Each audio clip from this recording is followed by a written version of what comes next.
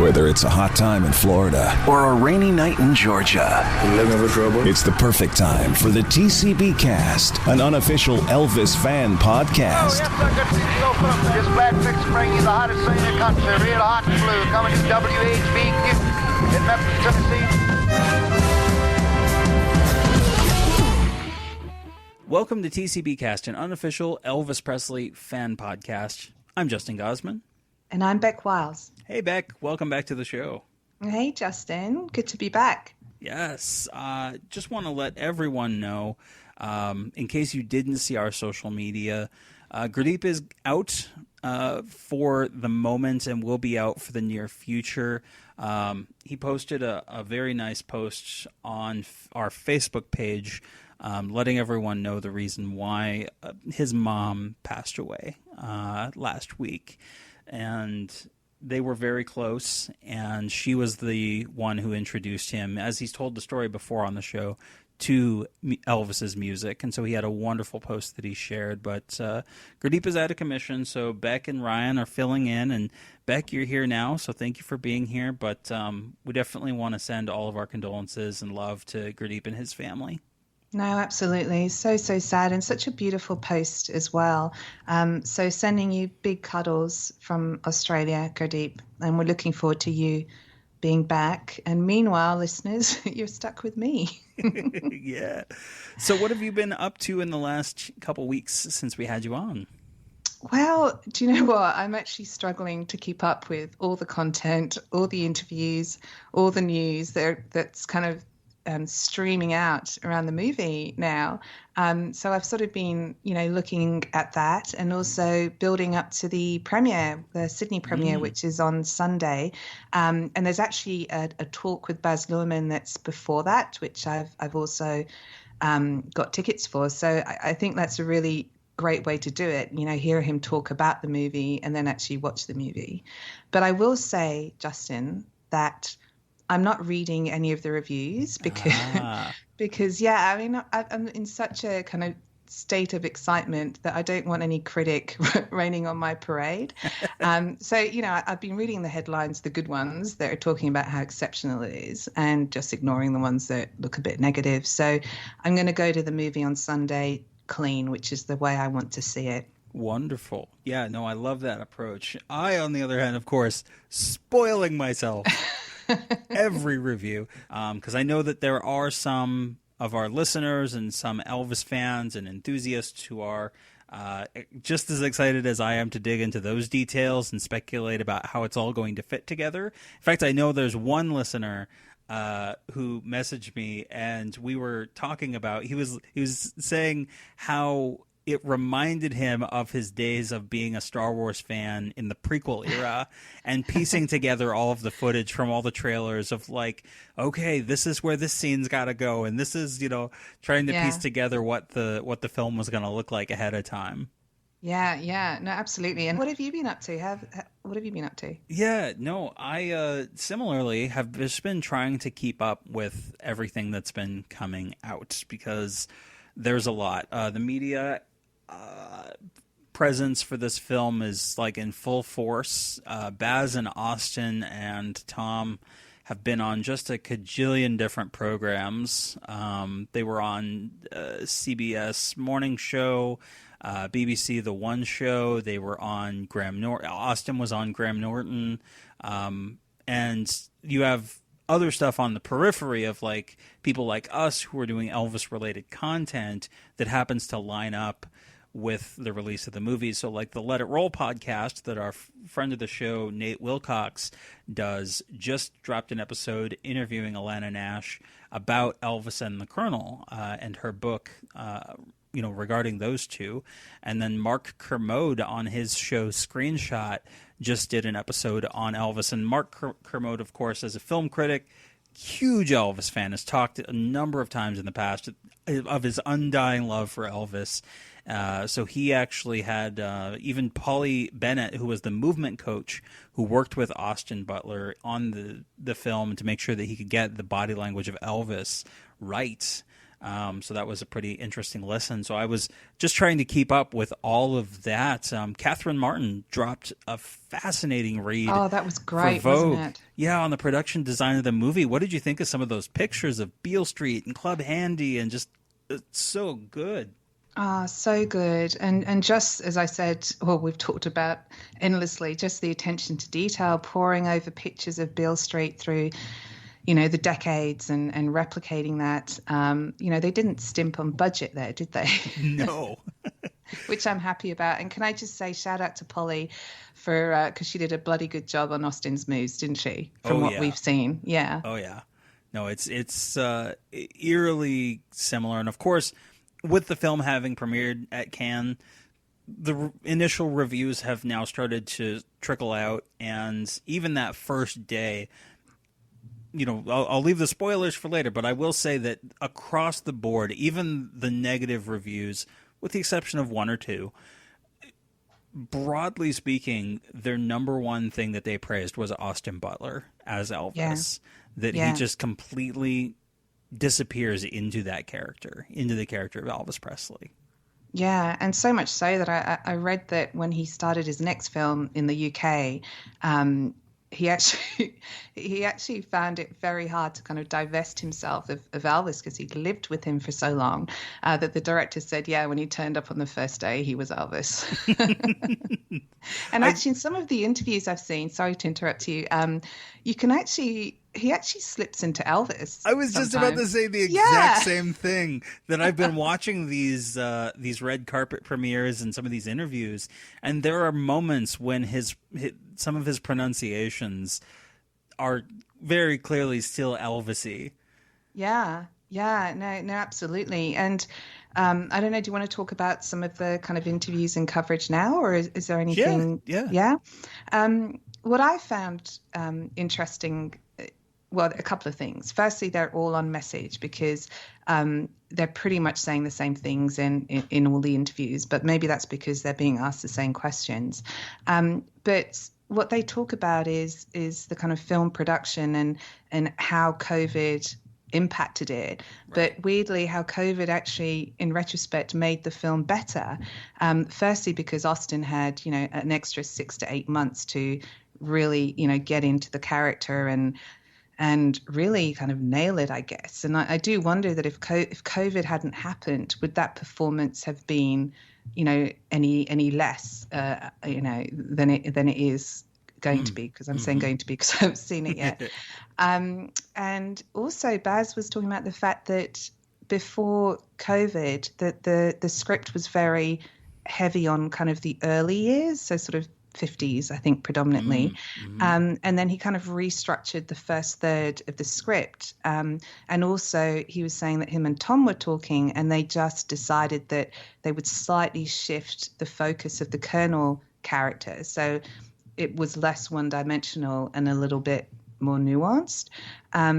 So I just found that interesting because I think that if COVID hadn't happened, then I think the movie might have been slightly different. And I'm not saying it would be, worse or not as good, but I think it would have been a bit different. What's your thoughts? Yeah, I was struck by that in several of the interviews of especially Tom and Baz talking about how it was particularly after talking with Priscilla and Jerry Schilling in like the early stages of, working on the film, that they realized that Priscilla and Jerry had, a lot of fond memories of Colonel Parker, as a very personable guy. Yeah. I still don't know where I sit with the Colonel. And I'm just going to be so interested to see how he is portrayed in this movie. But I will say that, I probably sit on the more negative side of how I feel about the Colonel. But as I said, I'll just sort of, I'll make my mind up when I see the movie, whilst recognizing that it's a movie and might not be 100% accurate in terms of the portrayal.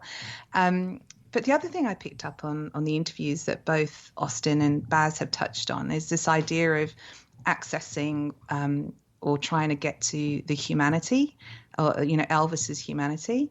And from Austin's perspective, that was really trying to get under the facade. And he talks about how it was became basically an obsession. So he read every single book out there and he watched every single piece of footage, and really kind of got under the hood. But if you think about it, we've talked about in the past that, it's really hard to get a feel for what Elvis was like as a man on a personal level, right? We can read all the books out there and do what Austin did. But at the end of the day, Austin's portrayal of Elvis is basically going to be his interpretation, because, yes, he didn't know Elvis, obviously. No one else knew Elvis. None of us knew Elvis. So I kind of found that quite interesting as well. And then Baz had this great quote, because he was asked in an interview what his intent was, or what is he hoping that people get from the movie, I think the question was. And he just said he hopes that people kind of get the humanity of the man. And he says, Elvis has become a Halloween costume, which made me laugh, because you've got an Elvis Halloween costume in your closet, or less you used to. And I just thought that really kind of summed it up, didn't it? He has become a bit of a caricature, and people who don't know Elvis or like him or listen to his music just think about peanut butter and banana sandwiches, but the film is very much about kind of unveiling the fact that he was very human. And so I just really kind of locked on to what they were talking about in terms of humanity.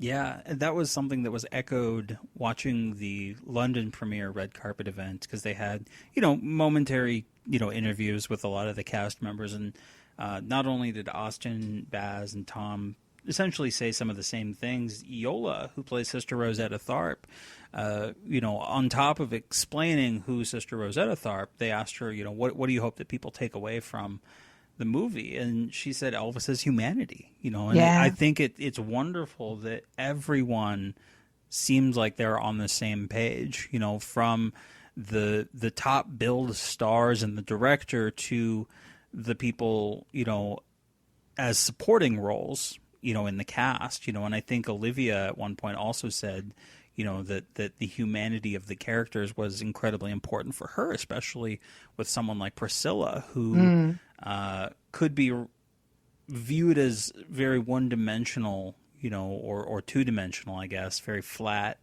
as a character, and trying to, I'm trying to remember exactly how she worded it. I'm going to paraphrase how she said it. But I can tell you, actually, because it's stuck with me. Is it the impossible man quote? It's being in an impossible situation in love with an impossible man. Yeah, I thought that was brilliant. Beautiful sentiment that shows that she really tried to get under Priscilla's skin. And it's true. Like, Elvis was a very impossible man, in terms of like grasping him and all of what he represented, while also trying to nail down who he was as a person. Like, you have to, even everyone around him, it's clear that, his coworkers and the people who worked with him, on his movies and in the studio, like, even they had a difficult time really ever feeling like they got a good grip on who he was. Just from all the interviews that I've read, it seems like everyone has their own idea, even the people who knew him, of what they think he was. And he never let his guard down enough. And yet Priscilla is one of the few that got close enough to see, a little bit more of who he really was. Yeah, no, for sure. I think a good word to sum it up would be mercurial, wouldn't it? Definitely. Yeah. Oh, and the other thing that kind of made me go, yay, was at the London premiere, Austin was asked what his favorite Elvis song was.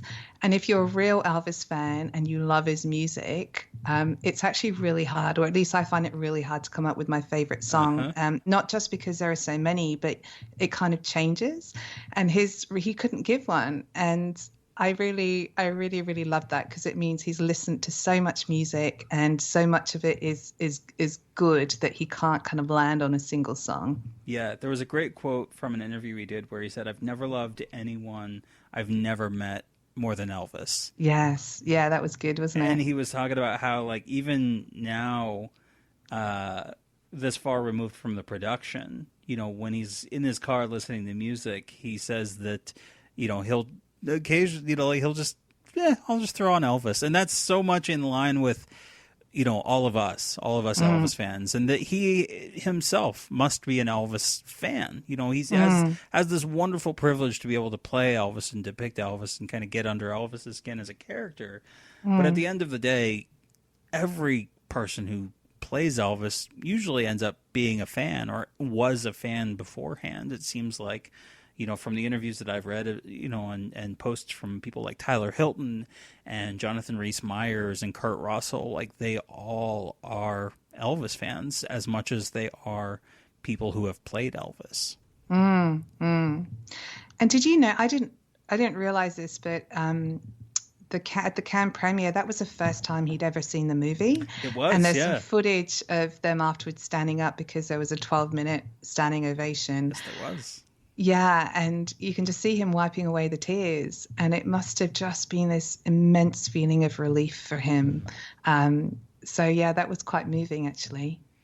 Yeah, and I think I've been trying so hard not to dip into the spoilers of these reviews because to see the film as a finished product, he was there for filming all of the disparate elements. We know from Baz's style that he does heavily montage things, that he overlays bits and pieces. He's not afraid to play with, imagery and do it in a very creative but, very narratively tight way. He crams a lot of ideas and images into a frame. And for Austin, how that must have been to watch something that you've spent years and months, of time working on in the disparate elements of, I was in this costume this day, and maybe it shows up for like a split second in the final film, because that's just how Baz makes his movies. Yeah. Must have been fascinating to see it all come together.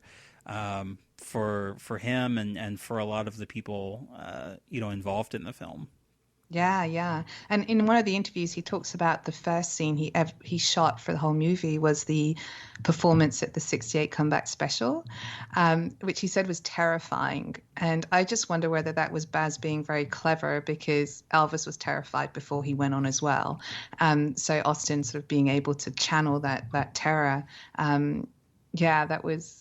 I'm just sort of imagining that. Poor bloke. That must be really hard. We did find out also that in the 68 era, Austin does have very slight prosthetics to make him look a little older and a little more like 69 era Elvis. And I will say that from what I've seen of 68, 69, that era of Elvis, those are maybe the ones that I think for me capture Elvis the best. Like there's moments even in some of the first, trailer, that very first theatrical trailer we got on the 68 stuff, where I was like, that's real close. Yeah, no, it is, isn't it? And in some of the stills that have come out since, you kind of have to do a double take, don't you? Yeah. And that's less so with, I think, the 50s stuff and obviously some of the 70s stuff. It's clear that, like, there's a younger guy underneath all that. Yeah. But I think that 68 sequence is going to be a real sweet spot. Yeah. And I think I mentioned that on our review of trailer 2, or our breakdown of trailer 2. I did want to follow that thread that you were talking about Austin saying that he couldn't pick a favorite Elvis song, because I know that you wanted to talk about the similar problem that oh gosh. Because you were asked what song you would request for Elvis to sing in concert, and of course Gurdeep immediately was just like, he heard that in the show, and he was like, I got a message, messaging us immediately after it went up on the Patreon feed, just going, "You're picking something so vanilla." No, I know it wasn't one of my finest podcast moments, but I do. I do have to say, though, that I thought you were asking me which live performance, what request would I make? I thought you meant his existing live catalog. Like I don't think I was firing on all cylinders. I wasn't thinking more laterally. And I stand by that. Like if you'd said to me, out of his kind of existing live catalog, what would you ask for? Like who wouldn't want to be in the room when he's doing Suspicious Minds? Like I just think that would be great. But in terms of songs he never did live, I have put some thought to that, and hopefully I won't be getting a message from Gurdeep after I say this. But I think there are two songs. One of them is my funeral song, which you know about. I would love to see him do You'll Never Walk Alone live. Like that, I just think would be incredible and blow your mind.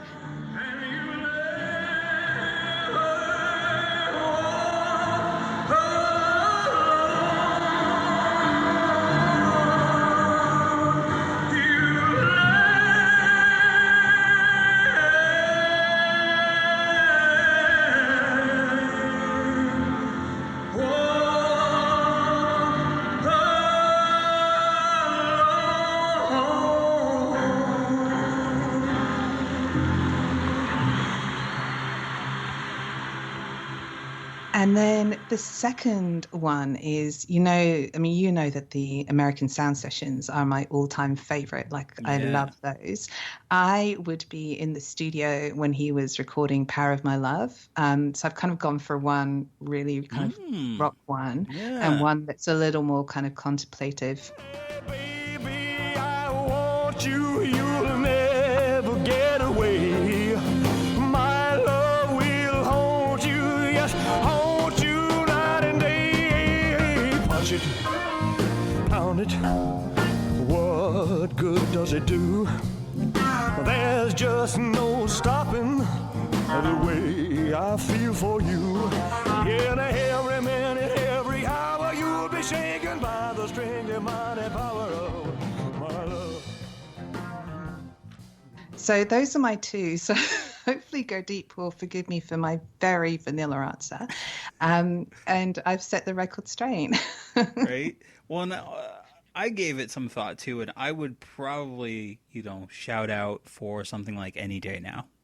I adore that song, and famously, as far as we know, Elvis did not perform it live. There is a rehearsal recording of him and the band working on it in the showroom at one point, but it's it's on this crappy little cassette tape and very far off in the room, so it's a little tough to make out. But I would love to hear a proper version of that in concert. Yeah.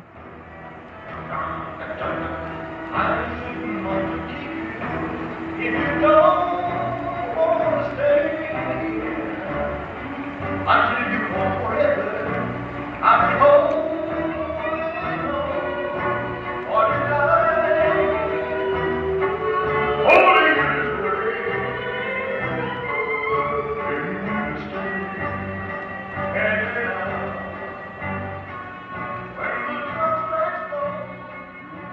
So I would probably ask for something like that. Now it's interesting that we throw out Power of My Love and Any Day Now, because we've got some soundtrack news for those of you who might have caught the London premiere red carpet live stream. They did play quite a bit of music from what seems like it's going to be the soundtrack album, including a version of Power of My Love and a version of Suspicious Minds that's newly remixed, incorporating parts of Any Day Now. I know I shouldn't want to keep you if you don't want to stay until you're gone forever. I'll be holding on for dear life.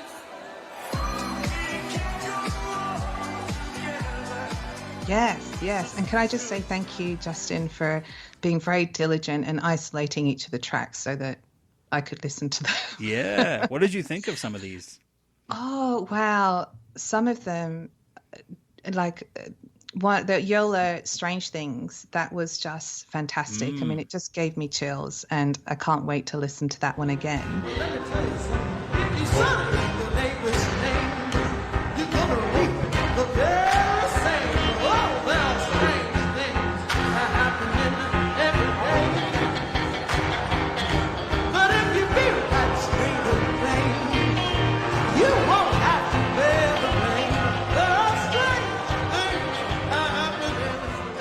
But you also had obviously tracks that you can sort of where they appear in the film because you've heard them in the trailer. So right. Baby Let's Play House, but you get a bit more of the track than you do in the trailer. And I don't know what you think, but I think he's done a really good job on this. It's really close to the original.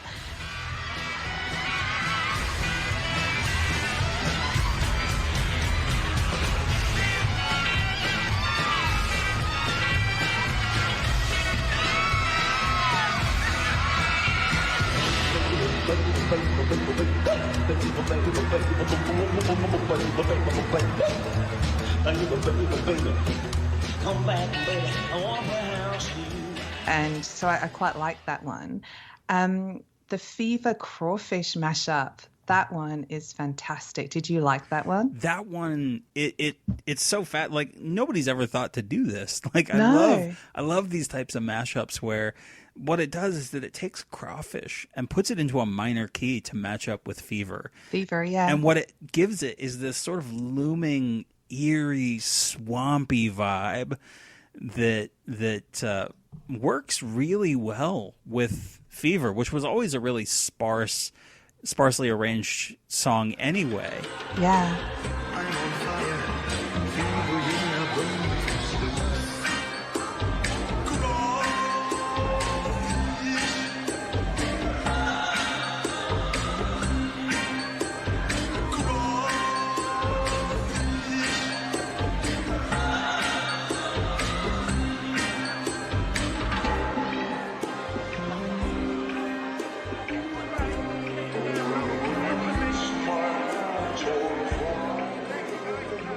It's fascinating, and I really like this. Yeah, and there's actually a bit of surrender in there, but they've put it through Yes. some sort of filter, but that kind of pops up as well.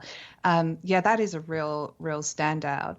The ones that sort of made me twitch a little bit, Power of My Love, I'm not sure who's singing along. Yeah, so this seems like it's Jack White. Okay, Jack White. And I think I like this one less because I don't really want Power of My Love messed with because it's one of my favorite tracks, and it's not really a mashup. It's not a different mix. It just sounds like he's singing along and they're duetting. So I like that one less.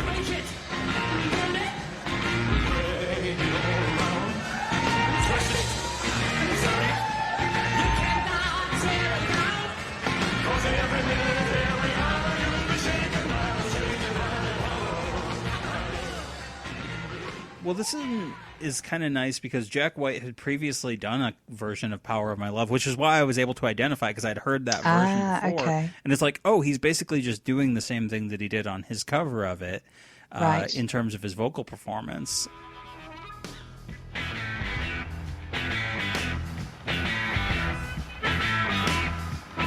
Break it, burn it, drag it all around, twist it, turn it.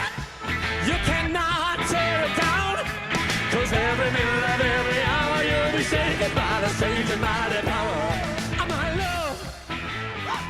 Yeah, my love. I'll have to wait and hear it on the soundtrack. I think it sounds good. I like the more amped up, modern rock sound. And I love the guitar solo. And like it's Jack White. Like he's a huge Elvis fan. We all know this.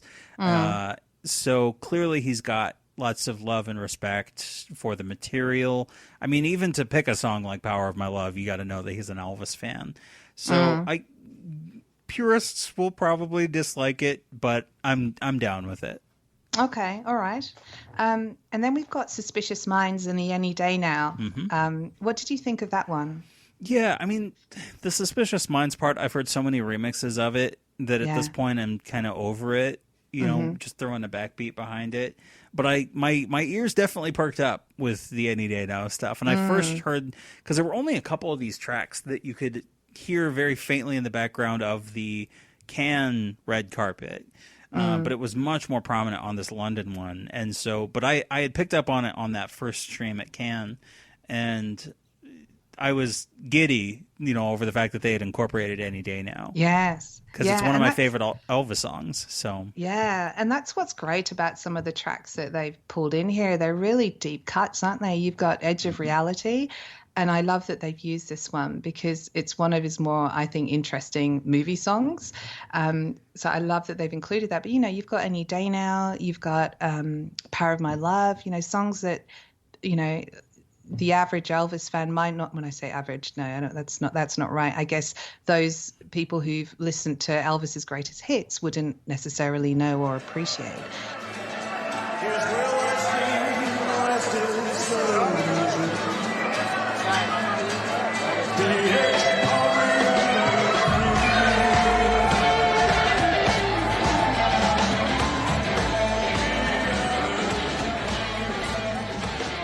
So I really like how they've done that. And the Tupelo Shuffle. Do you want to explain what that is, Justin? So Baz premiered this at the after party at Cannes, and Diplo was present to do basically a live mix of it using the pre-recorded elements.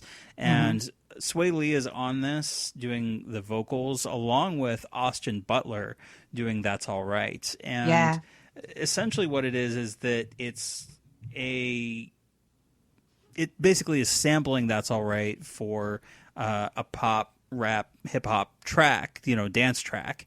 And I think it sounds really fun. I can't wait to hear it in better quality, but it definitely sounds like this could be a standout on the soundtrack. I very much doubt that this will be in the film exactly as it is here, because we know from reviews, and I'm not going to spoil this too much, but I will say that we do know from the reviews that there's a certain way that That's All Right shows up in the movie that won't completely include,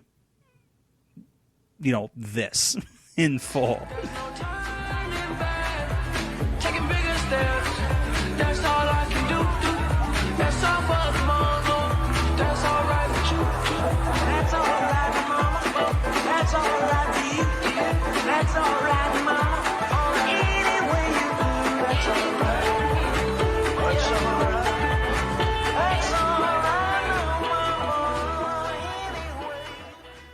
Yeah. I mean, I loved the Tupelo Shuffle, and I can't wait to hear it, like you say, in better quality. And then I've Got a Feeling, the remix, which they haven't done too much to. They've just added a beat. Did you like that? I did want to make a quick tangent just so that folks know. Sway Lee actually grew up in Tupelo, which is why he's on here. They have that connection. Right. With Elvis. I didn't know that. Yeah. So, but yeah, in terms of, let's see, we were talking about I Got a Feeling in My Body. Yep. Yeah. Well, this one is interesting because it had been previously remixed as well back in 2014. It just missed. I think I've mentioned this on the show before in one of our remix episodes where the remix that came out in 2014, I think, was supposed to be on Elvis at Stax and then got delayed or something because it came out later. It was the Tommy Sunshine and Wookie remix, were the guys that did that remix, the DJs that did that. And this has a very similar vibe to it. It's not the same one. It is a new mix. But I don't know. I'd have to hear more of it to see which of the two mixes of this I would prefer better. But it says something that Baz, his ear got caught by this song because this is one of those gospel songs that harkens back to that black gospel feel that Elvis was so inspired by that they're very much drawing attention to in this film.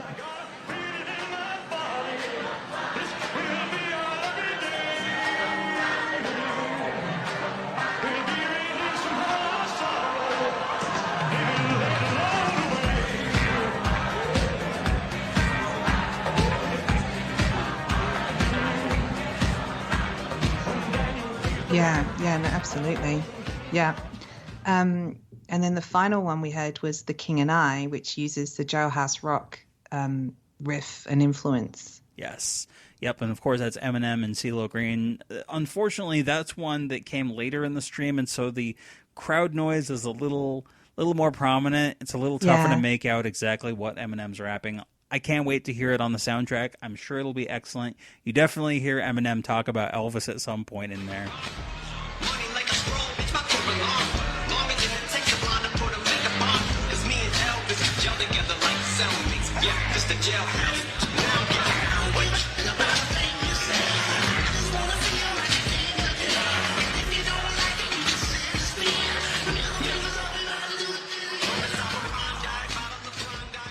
Yeah, we got some snippets of the soundtrack here. Yeah, and it's, from what I can see, it's going to be very, very clever and very Baz as well. Mm-hmm. I mean, in the Edge of Reality one, I mean, clearly that's going to show up in the 60s when everything all psychedelic and the movies and I mean, Edge of Reality is a great way to describe Elvis's movies because they existed on the Edge of Reality. Yeah, it's so true.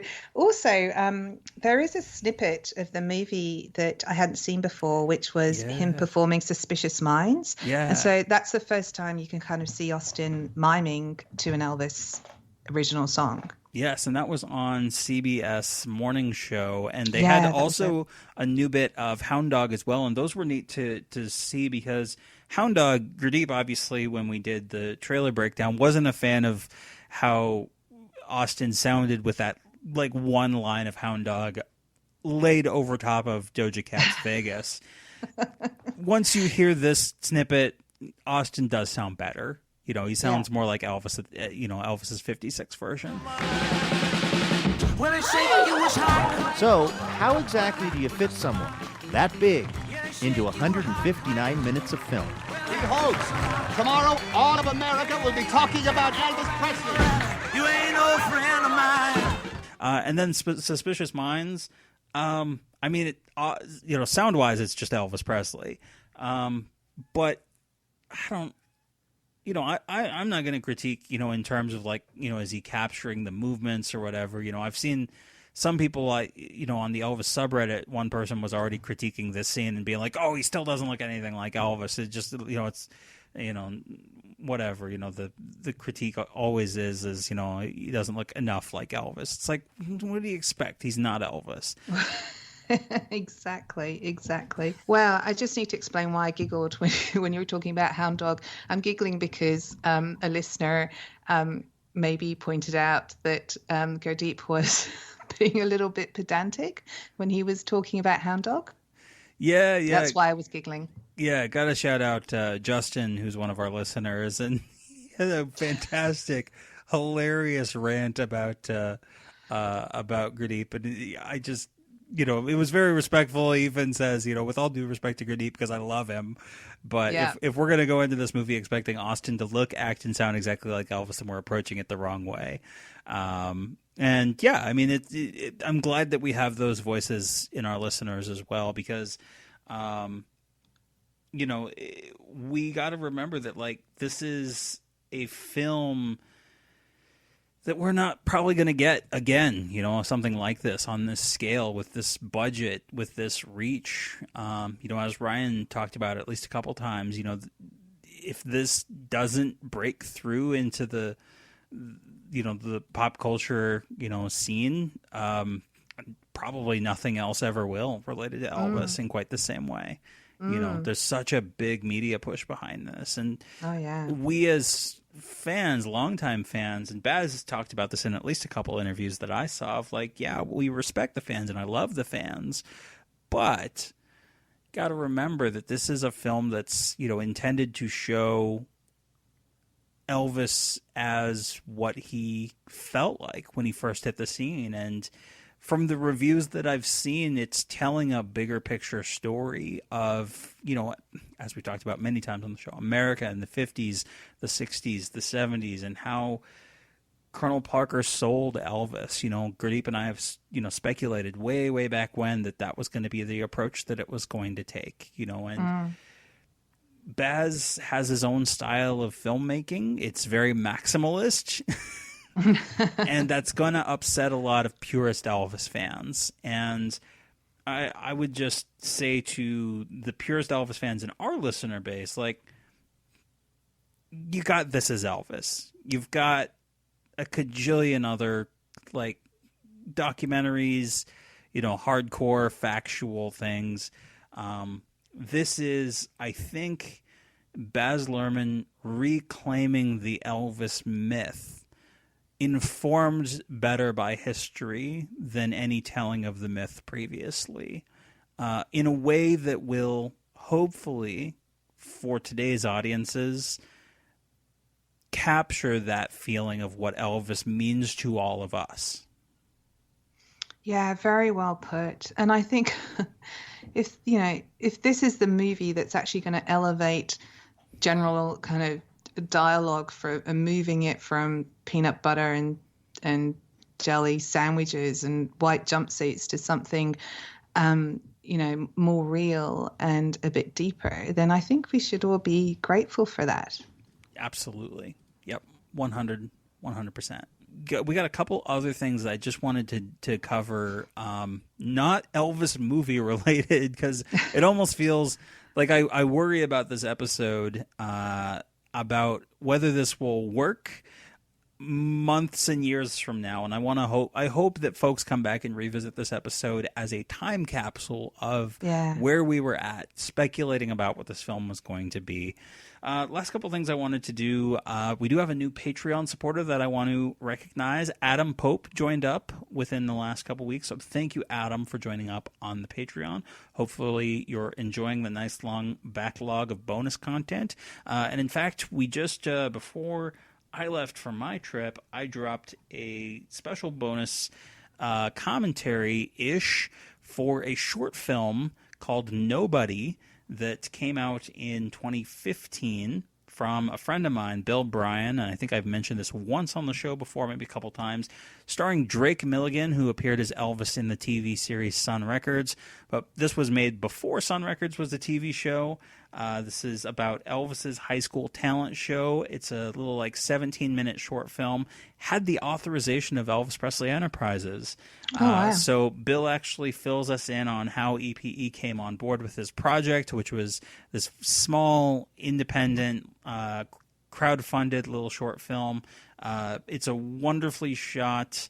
Unfortunately, it's not commercially available at the moment, but Bill did very kindly allow me to use some audio snippets in the commentary, so you'll get to hear some of what it sounds like, and so that's available for Patreon supporters right now as well. We have just a couple bits of listener feedback, and then we'll head on over to Song of the Week. I reckon these are very short emails. So what do you think, Beck? Yep, sounds good. Go for it. First one is from one of our patrons, Rick, who writes in and says, "Hi, Justin. Listening to your recent conversation with Ryan about the upcoming movie reminded me of the time I saw Colonel Parker at the International Hotel. It was early in the morning of opening night, and members of the Memphis Mafia were running around the casino placing teddy bears in various locations. Parker was playing roulette, standing next to the croupier. The reason I bring this up is the question of Parker's gambling. You don't get to stand on the employee side of a gaming table unless you are a very big deal. So I'm guessing he was already losing big at the tables. The other possibility is he didn't want to be hassled by fans, but there were only a handful of players in the casino at the time. Just thought you'd appreciate that little piece of history. Regards, Rick." And Rick is a first-generation fan, and he's been very generous letting me know of some of his perspectives as one of those first-generation fans. So thank you, Rick, for writing in. What a great story. And the Memphis Mafia. Putting teddy bears out. Teddy bears. That's so random. Thanks, Rick. Yeah. Jeff writes in to say, awesome episode on the Sweets, guys. Even Gurdeep liked the album, I think. Their Atlantic albums are fantastic, and I have them all. They appear on so many classic songs with 3 or 4 voices. They sounded like an entire church choir. And don't forget, Jerry Schilling was married to Myrna Smith for a time in the 80s. Thank you, gentlemen, and keep up the great work, Jeff. Thank you, Jeff. That was a great episode, by the way. Thank you. Yeah, it was fun. Yeah. Last one comes from Rob from Sweden, and Rob says, "Hi, I've listened to all your episodes of the TCB cast. They're all great.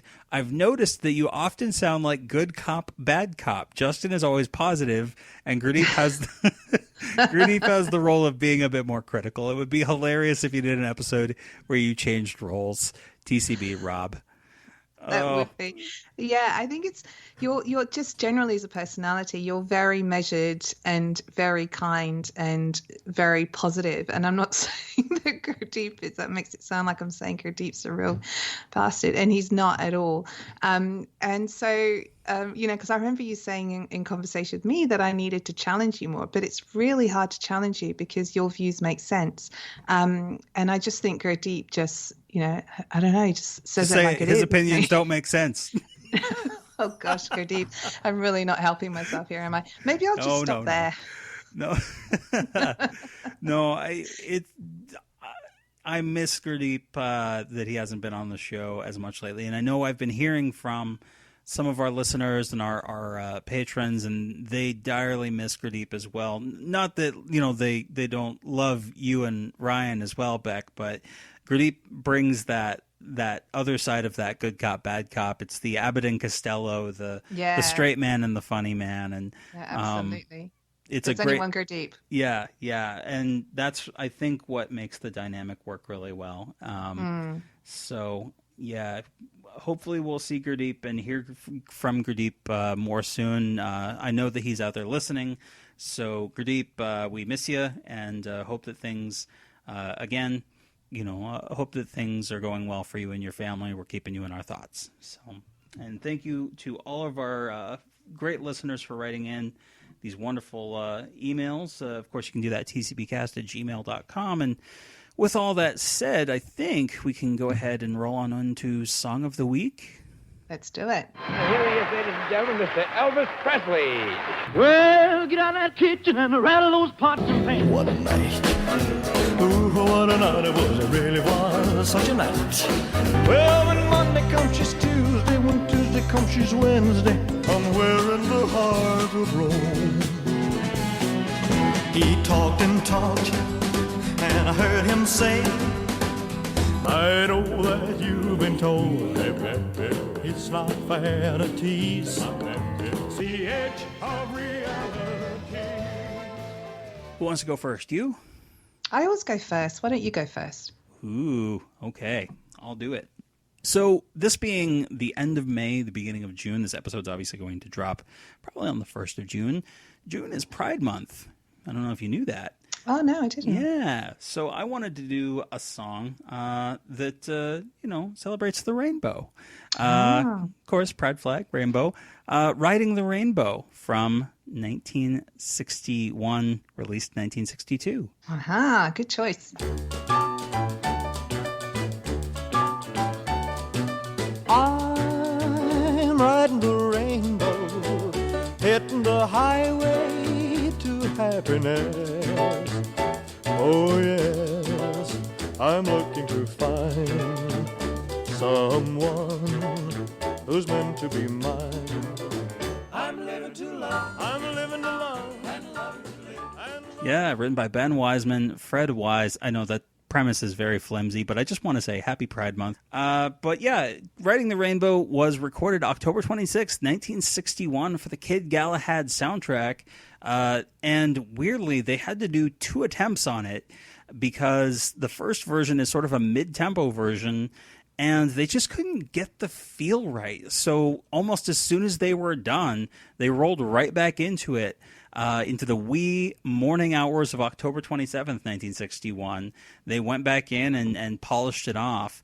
Riding the Rainbow, of course, shows up in Kid Galahad in the scene where Walter is being accompanied by Willie and Lou to his first big match as a boxer. They're in the old Model T that Walter and Lou dug out of the garage, tootling down the road, and that's where the scene basically comes in, is that he's just happy-go-lucky, singing a song, and so that's really what Ben Wiseman and Fred Wise were going for. They famously wrote a number of songs along these same lines that we've talked about previously on the show, these very upbeat, love and life, happy-go-lucky type songs for Elvis's movie. They're just feel-good, lightweight songs, and that's very much what Riding the Rainbow is. Before I get into the take information, where did you first hear Riding the Rainbow, and what do you think of it? I think I heard it on a Camden album, either that or I heard it for the first time in the movie. As you said, it's just a kind of happy, upbeat, I love life type of song. Very simple, easy listening, really. Yeah, definitely. Yeah, it's very, very light and pretty short, too. Like, it's only a couple minutes. But surprisingly, quite the earworm. I've found myself a number of times, I'll be watching the movie, or I'll have watched the movie or listened to it just in my regular rotation of Elvis music. And then, a few hours later or a couple days later, I'll just be like, not enough rainbow. Yeah, it just comes out. Sure, your wife must love that. She doesn't mind these lightweight movie songs. I mean, her favorite's Wooden Heart, so, yeah.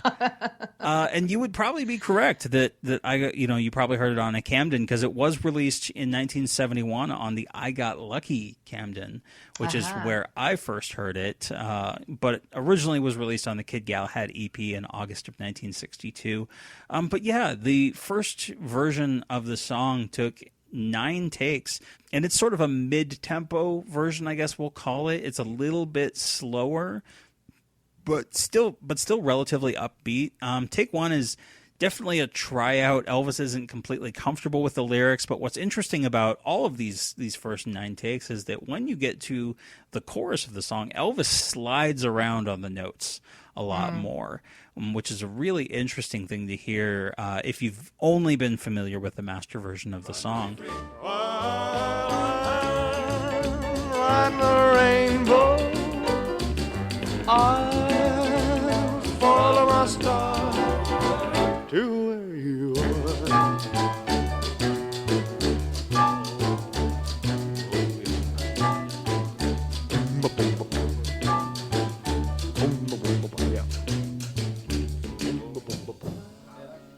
And it seems like it took the band, I think it's really the tempo change on the bridge and on the chorus that really challenged the band here, because there's a number of moments in some of these middle takes where Elvis stops the band because they're just dragging a little bit, and that's what happens on take 3. It's sort of a long false start, and Elvis is just like, something's not right here, when the rhythm changes. Take 4, they almost get to the end and the whole thing just sort of falls apart, and the Jordanaires kind of double back on themselves. Like the song's clearly done and the band knows that it's done, but the Jordanaires just keep going. What's neat about these early takes, like take 6 and 7 and 8, is that you hear Dudley Brooks on piano. Like he's prominent on the master recording as we got it on the soundtrack EP and on I Got Lucky, but his piano part is so much busier and a lot more jazzy on this first version of it. I'm riding the rainbow, heading for heaven and happiness. I guess somebody somewhere someday will teach me to care. But being alone don't bother me. And then take 7 of that first version is fascinating in how it ends, because it ends with DJ Fontana and Buddy Harman basically doing what they do on Such a Night, with sort of a competing drum ending. It's a lot shorter, obviously, than the Such a Night one, but it's the only take of this song that ends that way, and I just thought that was fascinating to hear. To where you are.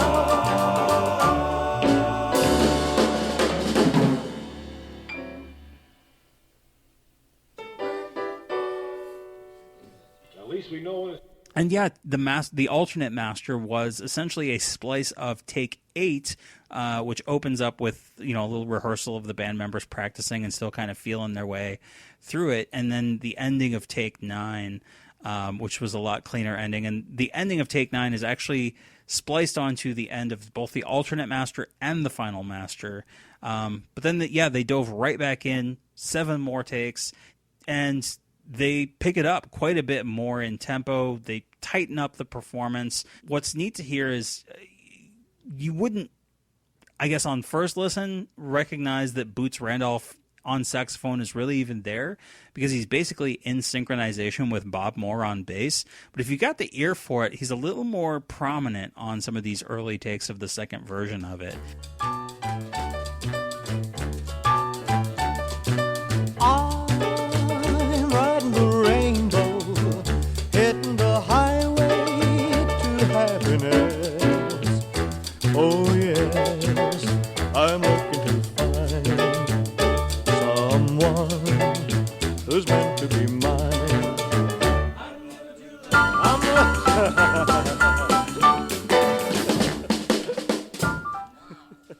And yeah, it's take 2 of the second version. Elvis starts cracking up on the first bridge. Take 3, they miss coming into the chorus, so Elvis has them stop and asks for the door to be closed. And yeah, in take 5, 6, they're really just polishing it up at this point and kind of getting it to where it needs to be. And take 7 was the final take, and they basically took all of take 7 and except for the very end, which they spliced on from take 9 of that first version. And then the movie version, of course, has additional overdubs by Jeff Alexander. I think there's horns and woodwinds on that, which gives it even more of a kind of a peppy feel to it that you don't get obviously on the soundtrack. And I don't think even I was listening to the outtakes on the Kid Galahad Sessions FTD that came out, and I don't even think that the movie overdubs are included on that. So I don't think those have ever officially been released other than in the movie. And I think part of that is there's dialogue in the middle of the song. Mm-hmm. This thing don't ride bad, does it? So did Fulton Steamboat. What's that supposed to mean? Suppose somebody sees me in this thing. I guess somebody somewhere someday will teach me to care. Other than that, like, it hasn't really been covered by very many people. There was one, I'm not sure if you're familiar with this, Beck, because I wasn't for the longest time, but apparently there's a whole industry of sound-alike records, and was especially in the 50s and 60s, where they would have singers go in and basically do like cheap copies of popular songs, and basically as an alternative, like, oh, we're sold out of the real thing, here, we'll sell you a copy that doesn't sound nearly as good as the original. But there was one of those for this song on an album. Basically, it was the songs from Kid Galahad by a guy by the name of Les Carl, which was a professional name for a singer by the name of Ken Berry, who was a British actor and singer who was most famous for narrating a children's TV program called Postman Pat. I'm looking to find someone who's meant to be mine. I'm living to love. I'm living to love. And loving to live. And loving to live. I've got a heart. I've got a heart. I'm longing to give. I'm longing to give. Oh, while I'm riding the rainbow, I'll follow my star. So I'm sure that some of our British listeners are having some nostalgic throwbacks with that name, with it just being a cheap, sound-alike copy. It's very faithful to Elvis's version, but otherwise there haven't been any other like major professional covers of Riding the Rainbow. So yeah, that's pretty much it. Spankox did a remix on one of his remix albums, and it's adequate as a remix. It's not world-changing. It doesn't do much. Just add some beats.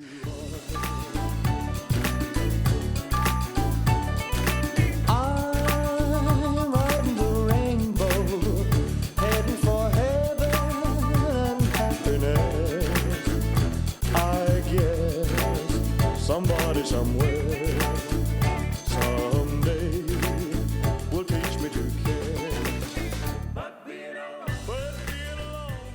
But yeah, I like the song. I love it. Its place in that scene in that movie, because of course that character, Elvis's character in that, Walter, is so just happy-go-lucky, and he's just happy to be behind the wheel of this car. He doesn't care that he's being passed or whatever. Completely oblivious to the to the two in the back seat who are just like, oh God. So, but that's my song of the week. Good song of the week, Justin. You want to hear mine? Yeah, let's do it. All right. So I have picked Don't You Think It's Time?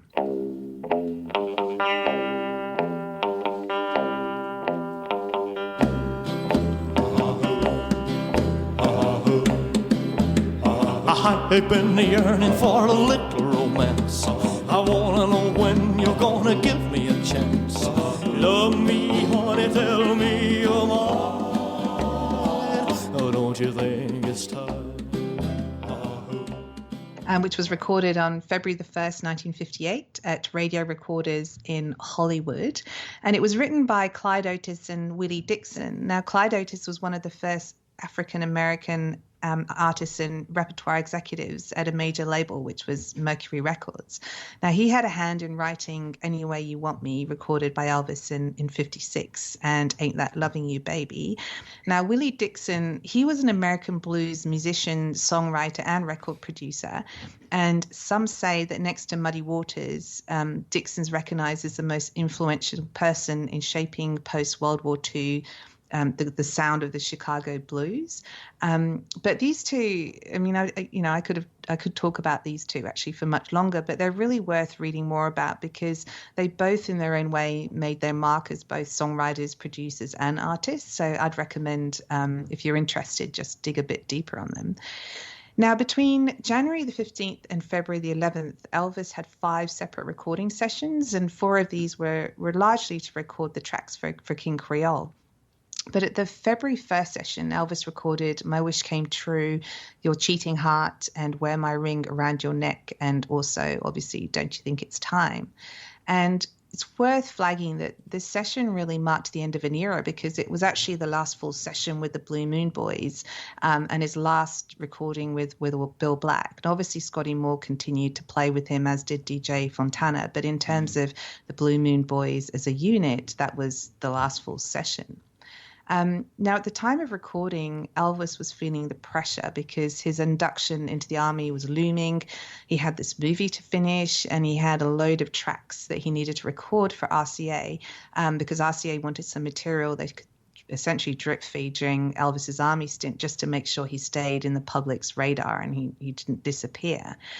Now, Elvis was counting on Jerry Lieber of Lieber and Stoller to come in and arrange the tracks because he was exceptional at doing this. But Jerry was stuck in hospital in New York. He had pneumonia, so he couldn't come. And the session it didn't go brilliantly. Like, it took 48 takes to record Don't You Think It's Time? And even then they had to splice together take 40, 47, and 48 for the single version, and takes 39 and 40 for the LP version. And I can't really tell the difference between the two. And I don't really know why they would have had separate versions. I don't know, Justin, if you can shed any light on that. Kiss me, honey, make me feel so fine. Oh, don't you think it's time? Kiss me, honey, make my life divine. Oh, don't you think it's time? You know, it's not even like a situation where like one is in mono and one is in stereo or something like that. It's just like we just have two different masters. It could I almost wonder if it's erroneous. Like they had two people working on different like splices because we know that RCA was incompetent enough to like put out the wrong takes sometimes. They did that with a little less conversation. They had one version that was a single, one version that was an album. Yeah. So maybe it was an accident is what you're saying. Yeah, it's possible.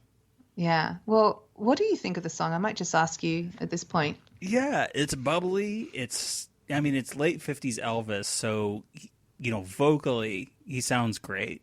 It's harkening back a little bit to, you know, the Otis Blackwell type songs, but is maybe just a hair too exaggerated. Not as a critical statement, but just like they didn't capture that exactly, you know, the way that you would get just straight up doing an Otis Blackwell song. But it's definitely pulling on that same sort of DNA and, you know, like knowing that like, oh yeah, we're writing this for Elvis. You know, you have songwriters that are going to look at what's been a hit for him and try to write to that. So I think that that's what was being done. I don't walk without you, walking right by my side. It hurts me to see you talking when the other gone. I get so warm when you touch my cheek. You thrill me so much that I can hardly speak. Love me, honey, tell me you're mine. But don't you think it's time? Yeah, it's interesting because to me it sounds quite labored, and I wasn't terribly surprised when I learned that they recorded it, you know, it took 48 takes because it feels a bit, I don't know if pedestrian is the right word. I think I'm going to stick to labored. And if I was in charge at RCA, I probably would have made Wear My Ring as the A-side instead of the B-side, which it was when they released it, because I just think it's a stronger track. So here we go, Justin. This is us not agreeing on something. But in terms of takes that have survived, we've got 47, 48, and 39 and 40, and those are the only 4. And I don't know if you've listened to them, Justin, but they do sound pretty similar.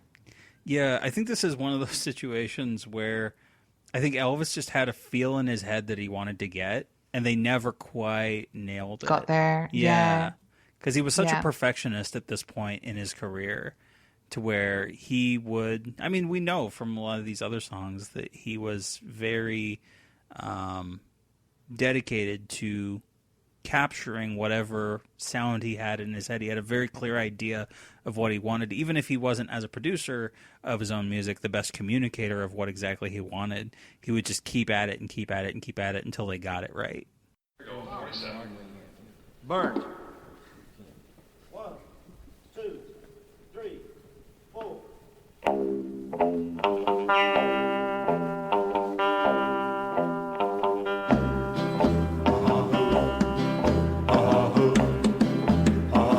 I've been yearning for a little romance. I wanna know when you're gonna give me a chance. Love me, honey, tell me. Yeah, absolutely.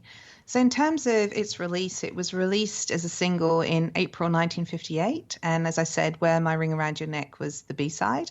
And it made it into the Billboard Top 10 and was actually one of the tracks on the 15 Million Fans Can't Be Wrong album, which is also known as the Greatest Hits Volume 2. Yeah. There are a couple of covers of the song, most notably someone called Merv Benton in 1964. Have you heard of Merv Benton? No. Yeah, well, he was actually, would you believe it, an Australian pop singer from the mid-60s. I didn't actually know this, but he also covered Baby Let's Play House in 1964. I have looked for a copy of Don't You Think It's Time, but there doesn't seem to be one that's digitized. So I think it was just released on an album. It's a shame because I would have liked to have listened to that. But there you have it. That's my song of the week.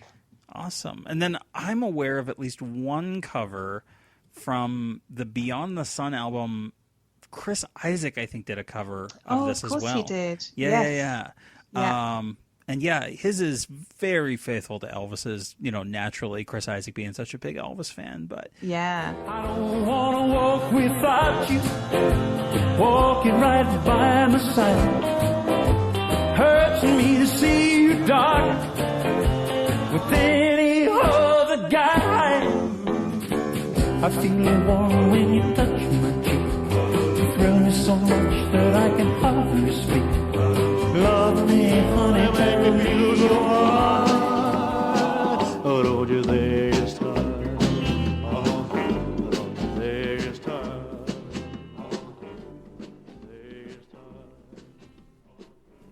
So yeah, thank you so much, Beck, for joining me this week for a sort of quick rundown of what's been up with the Elvis movie, catching up on some things while Gurdeep is out. Thanks for having me on again, Justin. Oh, of course. Always. And, of course, you'll be seeing Baz Luhrmann's Elvis this weekend. And I will. You'll be, I think, giving me a call afterwards if you're not, knocked out by it. Drunk. Drunk on the excitement. Yeah. Yeah, and so patrons will get to hear that discussion after it drops. So hopefully everything goes well. And hope everything is going well for all of our listeners. Stay excited. It's a very exciting time to be an Elvis fan. And I believe it's a hot time in Florida. It's a rainy night in Georgia. You've been listening to the TCBcast, an unofficial Elvis fan podcast. Someone must have stomped on his head with those blue suede shoes. Thank you and good night.